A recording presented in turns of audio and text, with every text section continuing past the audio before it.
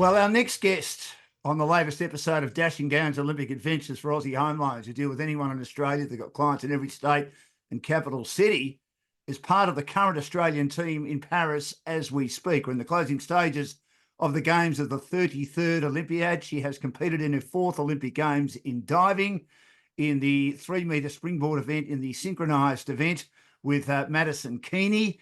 And as we speak, Maddison is still competing in the individual event. She's a 4-time Olympian, and she's had an outstanding career for Australia, including a bronze medal. And we thank her for being here for Aussie Home Loans in Annabelle Smith. Annabelle, thanks for your time. Welcome to the program. Thanks, Dan. Thanks for having me. Can I go back and I mentioned the war, that last dive? Obviously, if you could have it again, what would have you done differently? Oh, starting off with a bang. Well, I can't really change it much now, but No. I don't know, in the moment, that sort of stuff can happen in Olympic Games, and unfortunately it was my turn to have a bit of bad luck. So if I went back, I'd probably take another deep breath and try again, but that's all right. It happens, and that definitely doesn't define everything else that I've done. You've got a great record, a couple of top 5 finishes, plus a bronze medal as well. You must be proud of what you've achieved in 4 Olympics so far, and I'll say so far because you never know what might happen in 4 years' time.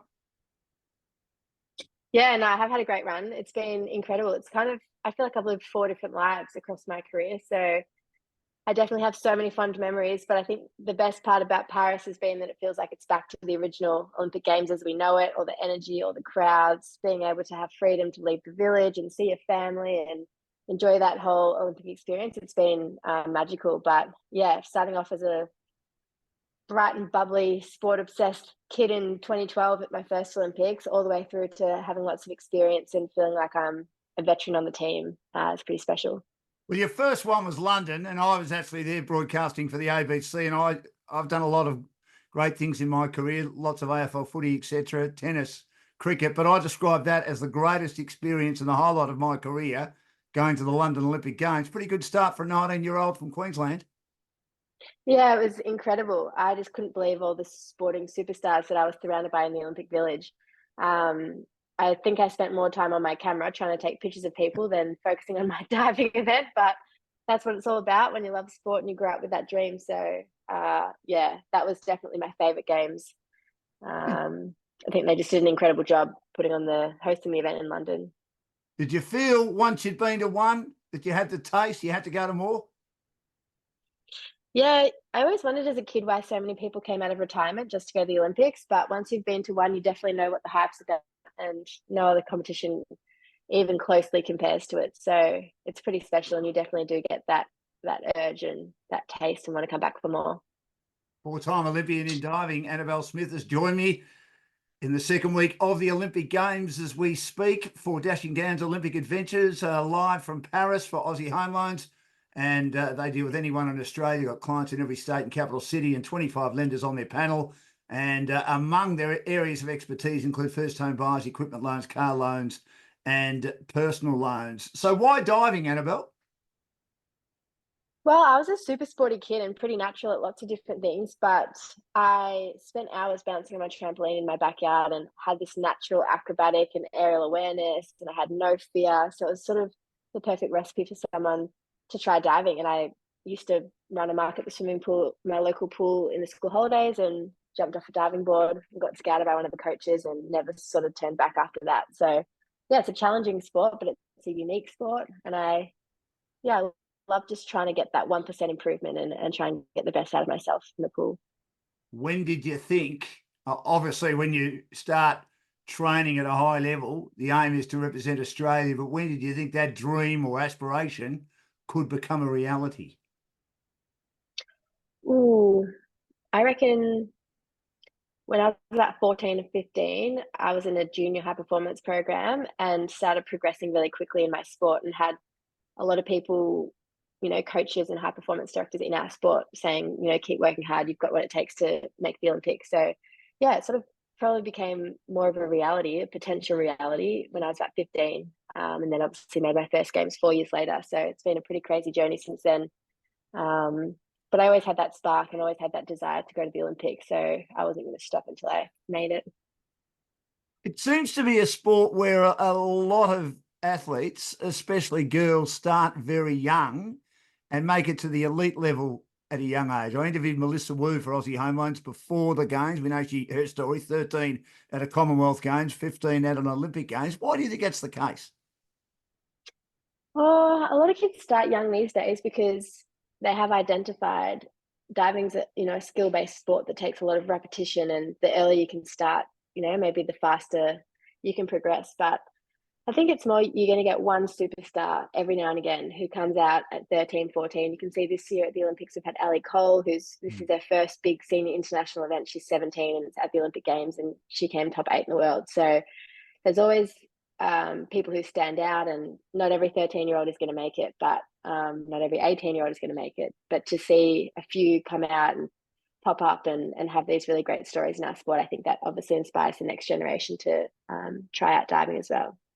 So after your first Games in 2012, you got an opportunity in 2016, but you performed well in the Commonwealth Games in Glasgow in 2014, winning a gold.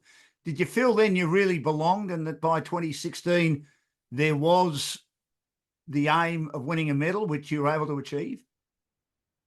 Yeah, 2014 was a probably like a difficult time in my career because I was going through a lot of transition with moving around different programs, different states, in and out of home.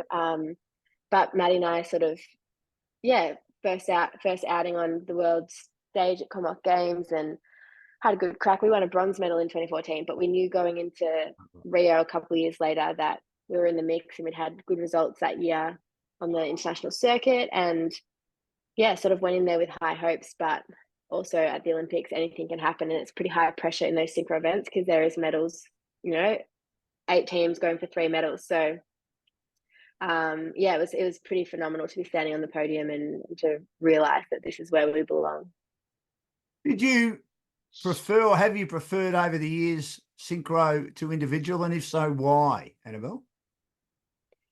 Yeah, I think synchro is a great opportunity for me because I'm a super strong diver individually, but we obviously have Maddie, who's one of, if not the best female diver, springboard diver in the world. And it's really hard in a synchro team to find 2 people who closely match each other. And a lot of teams might have one really standout diver and then another diver who's great and can match them, but is a little bit below them in sort of skill level or whatever. So for Australia to have had 2 really great individual divers and to be able to put us together with similar strength and power, and for it to work for so long, I think it's afforded us lots of opportunities and lots of success. So for me, I've had a very long career, in this sort of second half of my career, I've just wanted to chase high performance and chase those medals. So for me, the best way to do that was to really put all my focus into synchro.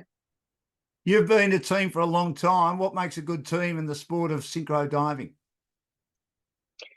Oh, you've got to be connected. Maddie and I are very different people, but we are connected on so many levels and have a very high mutual respect for each other. We get along great. We make each other laugh. We keep it relaxed. Nothing's too serious. And at the end of the day, we know that we're both trying our best and putting in as much work as we can to have a good result. And that's enough for us, no matter win, lose, or draw. We've got each other's back, and we really care about each other, which I think is important. You spend a lot of time away from the sport together, or do you think that's where it works, that you don't spend a lot of time? As you say, you're 2 totally different people. Yeah, well, when we're traveling internationally, we definitely spend a lot of time together, but we actually train in different states, so we don't spend that much time when we're not away for competitions. So how does that work? I mean, I was speaking to Steve Foley, a high performance manager and 3-time Olympian, and Steve likes to chat. We chat about a lot of different things for Aussie Home Loans, for Dashing Down to Olympic Adventures, of which 4-time Olympian Annabelle Smith is my guest today, and part of the Australian team in Paris as the Olympic Games continues. And Australia won their record number of gold medals, 18, and we hope there's a few more as we speak, the longer the Games go on over the next few days. But just on that, I mean, in regard to obviously the amount of time that you spend together and the amount of time that you're training, I mean, it's pretty tough, isn't it? That you've got to spend a lot of time together. You don't get much time for downtime, do you? Yeah, well, Maddie is based in Brisbane and I'm based in Melbourne, so we do a lot of different training camps. But when we're together, we make the most of it, and we do pretty intense training camps. So yeah, when we're traveling for diving, there's not a lot of time to do anything other than train and compete. And obviously now we are finishing the diving schedule all the way till the end of the game. So we're at the pool for about 5 hours a day, supporting the girls and the boys in different events. Yeah, it doesn't leave a lot of time for getting out and about in Paris or any other city that we might be in. Do you think that also works too, Annabelle, that you can be a good synchro team if you are based in different states? Yeah, I mean, for us, we're both pretty old, like pretty experienced old athletes, if that makes sense. Yeah. And we know what works best for us. And for me, that was being home in Melbourne. For Maddie, that's being home in Brisbane. So when we come together, we're happy and we're trained hard and we've got our dives going. So when we come together, it doesn't take too long to get back in sync, and that works best for us. Now, Melissa Wu, you've been a long time teammate of hers. She's at her 5th Olympic Games. What makes her tick and what makes her keep going? Yeah, she's incredible. Mel's had a phenomenal career and has been a real standout inspiration for our sport and an icon, really. And she's just always had this determination and this grit to keep pushing, keep pushing. She set the bar very high for platform diving in Australia and has always been our solid rock in that event. So yeah, it's been incredible to see her at her 5th Olympics and still with the biggest smile on her face, and really setting that example for the team. So yeah, she's a legend. Now, this whole team, you seem to have gone on pretty well. You've all performed really well. There's been a lot of finals that have been made, and the reputation of the Australian diving team, as Steve Foley told me over recent Olympic Games, is that you've been good enough to make finals and win at least one medal at the last 5 or so Olympic Games. Why do you think we've got such a good recent record? Yeah, we've got really strong programs in Australia. So I think, the top end is really strong, and it has been for a long time. We've got obviously a mixture of experience and newbies on this team, but for the newbies to have all this fresh energy and kind of not get phased by the whole Olympic experience compared to the other side where us experienced ones obviously feel the pressure and we know what to expect, but we also have those really high goals. So I don't know. I think it's a great team to be a part of, and really exciting for the last few events to kick off. And I reckon we're going to come home with that at least one medal. Well, let's hope so. And who do you think will win it if we're lucky enough to jag at least one medal? My bets are on my incredible synchro partner. So let's wait and see in women's 3 meter. Now, just on that, when you are finished, have you had a chance to go to other events? Because the diving, this sort of takes me to my next question in my usual long-winded way, because the diving, if my memory serves me right, has generally been at the back end of the Olympics after swimming. But at these Olympic Games, you had your event early while the swimming was on. And then the second half of the diving has been after the swimming. It's been a different sort of program. Why is that? Yeah, I'm not really sure I can answer them. I think it's just we've been sharing the pool this time with water polo and artistic swimming. So I think it's all just scheduling issues, but it definitely is pretty drawn out compared to what we're used to at different major events. But the diving for as many Olympics as I can remember does go over the whole 2 weeks. But yeah, the first week we had 4 synchro events kind of over 8 days. So it felt pretty slow at the start, but now this week's moving pretty quickly with an event on at 10 a.m. every morning and an event on at 3 p.m. every day. So yeah, it feels pretty busy now. Did that change the way you prepared or trained at all, Annabelle? I mean, did you have to taper a few days earlier regarding your training because you knew that you were going to be competing very early in the Olympics instead of maybe the second half of the Olympics, as is usually the case, as you mentioned?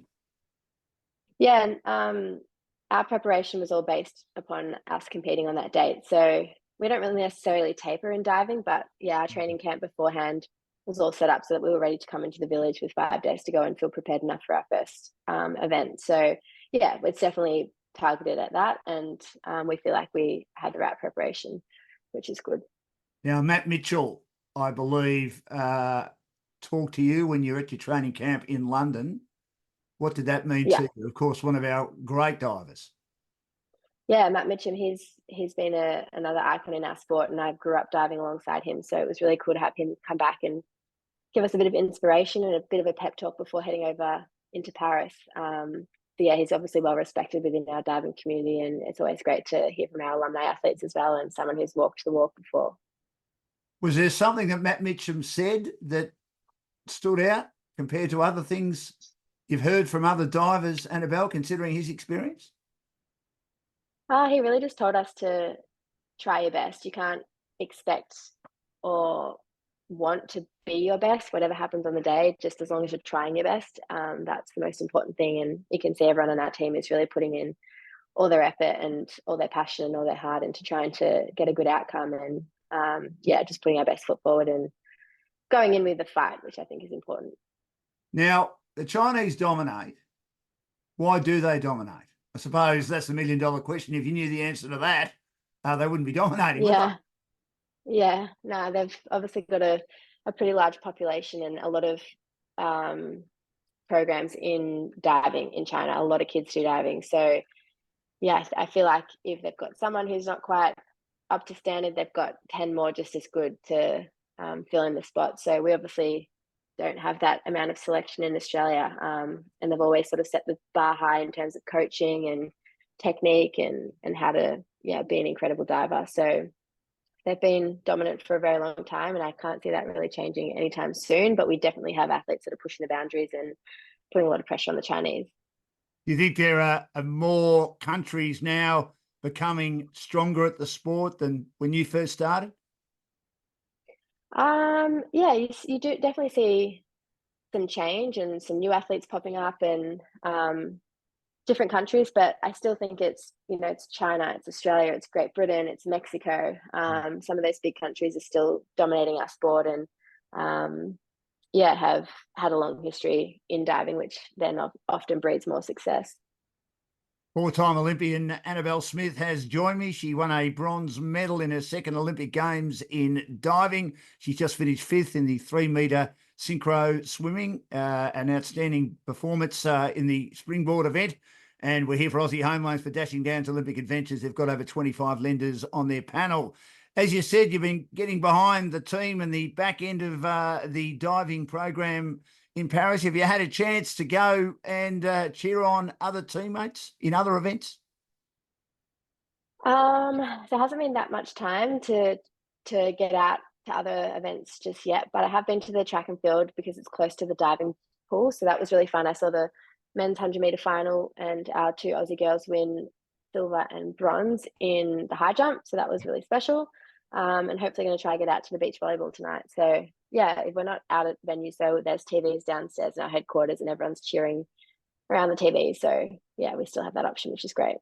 Well, there hasn't been a ticket available, as you would be aware, unless, of course, you're an athlete and you've got obviously some opportunities to get some tickets, which is fantastic. But outside the athletes, if you're just a normal person wanting a ticket, you haven't been able to get one at the beach volleyball because it's held, of course, underneath the Eiffel Tower. What a venue, Annabelle. Yeah, it's pretty spectacular. And yeah, the word on the street is that it is impossible to get a ticket to that. So we'll try our luck at walking in on the athlete buses and see how we go.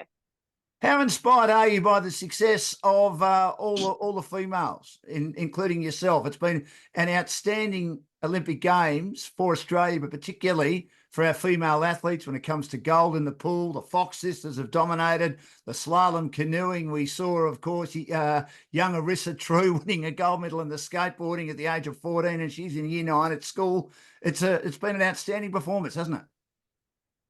Yeah, it's been incredible. I was never in doubt that the female athletes were going to have success this year. We have so many incredible female athletes in Australia. So it's really special to be able to celebrate that and to make sure that the public back home knows how good we are, and obviously inspiring the next generation of young girls as well, which is, very important to athletes.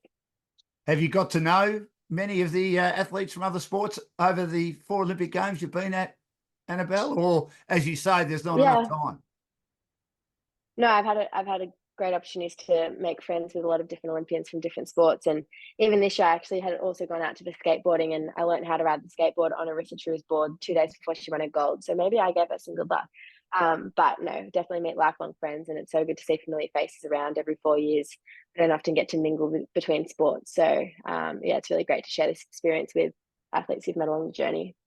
I mean, when you look at the skateboarding compared to diving, even though, of course, diving's in the pool and skateboarding's out in the track, there are some similarities there because it's all about tricks. It's all about difficulty of the tricks, difficulty of the dives. There's a correlation. There's sort of a similarity between the two sports in some ways, isn't there? Yeah, it is very skill-based sport as well. However, the skateboarders get a few chances to get their best run on the board, and Yeah. diving, you don't really get that. You've got one chance. So yeah, it's impressive to watch, and especially the girls are also young. So to see the talent is incredible. But yeah, good similarities in terms of skill and having to do different tricks, and that takes a lot of work and to nail those different tricks or routines. But yeah, slightly different in the way that the competition is run. Now, you've got Steve Foley as your high performance manager. What does he bring to the table? Very experienced man in the sport of diving, isn't he? Yeah, he obviously has a lot of experience in diving and is a leader of our sport in Australia now, but has had that experience in several other countries. So yeah, it brings a world of knowledge, and he also just brings a really great energy, positivity. He always just wants the best for the athletes, and also trusts that the athletes are, have great communication with their coaches, and we all have a plan and we know what we're doing. So he also gives us that freedom and space to just do our job, but knowing he's always there to support if we need. Now, back home in Australia, Annabelle Smith is my guest, and she's a four-time Olympian in diving and also won a bronze medal and finished fifth at these Olympic Games in the 3-metre synchro in the springboard event early in the Olympic Games of 2024 in Paris for Dashing Downs Olympic Adventures and Aussie Home Loans. There was some criticism back here in Australia from the media, those that were in Paris, about the accommodation. How has the accommodation been? Has that been a bit overblown? Oh, our accommodation's been great. We're obviously sleeping on cardboard beds, but we did the same in Tokyo, and that's for sustainability. And I'm used to a hard bed anyway, so it hasn't bothered me. But now this village has actually been incredible, and our Australian building especially has been decked out really well. We've had food available for us with the nutritionist downstairs. We've got recovery areas set up. We've got hangout areas, quiet zones. It's been incredible. So definitely no issues from my end. So there hasn't been a limitation on how much you can eat. 2 lamb chops or 2 pork chops. That's been overblown as well.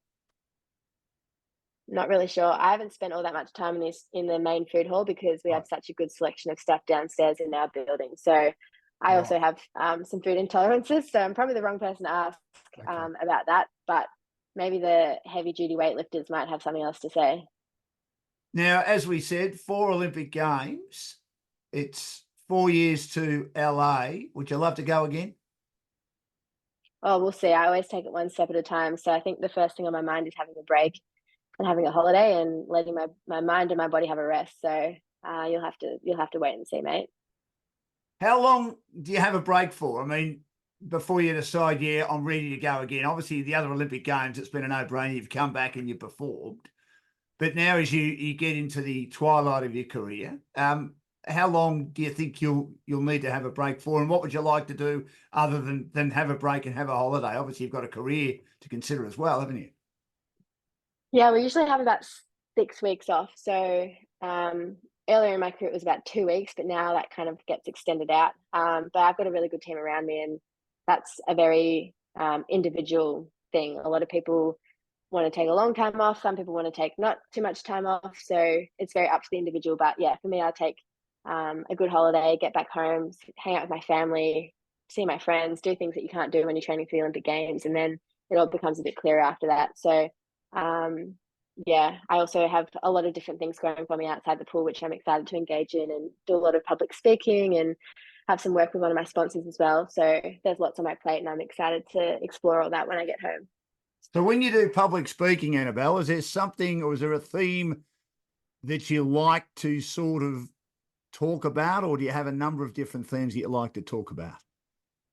Oh, it's a bit dependent on who I'm speaking to, and sometimes we get a brief from a corporate client or something they want to focus on, whether that's leadership or resilience or adversity or how to be a high performer, whatever it might be. So yeah, there's a range of things, but it always just draws back to my journey through sport and how I've overcome challenges and the things that have worked for me to enable me to have success. So yeah, it's a bit dependent on the client.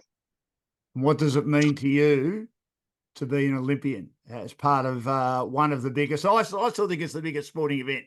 Those that follow soccer think the World Cup's bigger than the Olympics, but I still think the Olympics is the biggest sporting event. What's it mean to you to have represented your country on multiple occasions at the Olympic Games?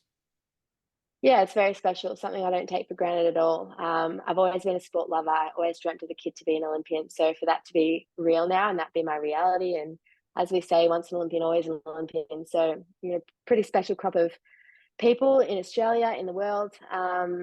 And yeah, wearing the green and gold and representing Australia is something that I'm very proud of, and definitely don't take for granted.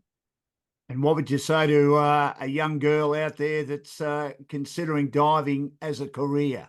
Have you got a piece of advice for them? One very important piece of advice if they were to pursue a career in diving and like to take it to the highest level like you have? I would probably just say to try and stay authentic to yourself. Not everybody's path and journey to success is the same, and to not sort of judge your path based on other people around you. Trust your intuition and have a good group of people around you. And if you want to chase after the Olympics, then it takes hard work and belief, but it's definitely possible. So yeah, be authentic to yourself and just work hard. Well, Annabelle, it's been a great pleasure chatting to you. I know that you'll be very busy watching your teammate, Maddison Keeney, get involved, of course, in her event, the individual event in the springboard in the 3 metres, and we hope she goes really well. And I wish you all the best going forward. And we hope that in 4 years' time, if Dashing Downs Olympic Adventures for Aussie Home Loans are still continuing, that we can have another chat to you and you're on the podium again. If that is your wish and your decision to be part of the Olympic Games in 2028. We thank you for joining us for Dashing Downs Olympic Adventures for Aussie Home Loans to deal with anyone in Australia. Their areas of expertise include refinancing, debt consolidation, construction, pre-approvals, first home buyers, equipment loans, car loans, personal loans, and they've got over 25 lenders on their panel. Thanks so much for finding some time, and enjoy the rest of the games and safe travels. Thanks, Dan. Bye.